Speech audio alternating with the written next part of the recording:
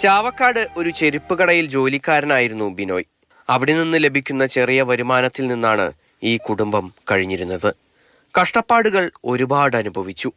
8 വർഷത്തോളമായി വാടകയ്ക്ക് താമസിച്ചിരുന്ന ബിനോയ്ക്ക് ജീവിതം കരകയറ്റാനുള്ള ഒരു വഴിയായിരുന്നു കുവൈറ്റിലേക്കുള്ള ഈ യാത്ര. 2.5 സെന്റ് സ്ഥലത്ത് ഒരു വീട് കെട്ടാൻ വർഷങ്ങളായി ശ്രമിക്കുന്നു.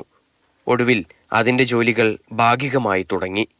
പുതിയ ജോലിക്ക് കയറിയപ്പോൾ വലിയ സന്തോഷത്തിലായിരുന്നു. അവന് നല്ല ആത്മധൈര്യമുണ്ട്.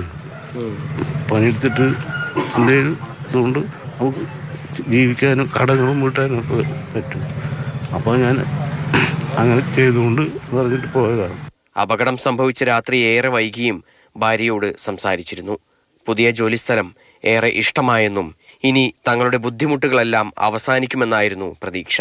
പക്ഷേ അപ്രതീക്ഷിതമായ സംഭവങ്ങൾ ഈ കുടുംബത്തിന്റെ വെളിച്ചം കെടുത്തി. 1-ാം ക്ലാസ്സിലും ഡിഗ്രിക്കും പഠിക്കുന്ന 2 മക്കളും ഭാര്യയും മാത്രമാണ് വീട്ടിലുള്ളത്. ഒരുപാട് സ്വപ്നങ്ങളുമായി വിമാനം കയറിയ ബിനോയ് ആഗ്രഹങ്ങൾ ഒന്നും സഫലമാക്കാതെയാണ് പണിതീരാത്ത ഈ വീട്ടിലേക്ക് തിരികെ എത്തുന്നത്. മാതൃഭൂമി ന്യൂസ്, തൃശൂർ.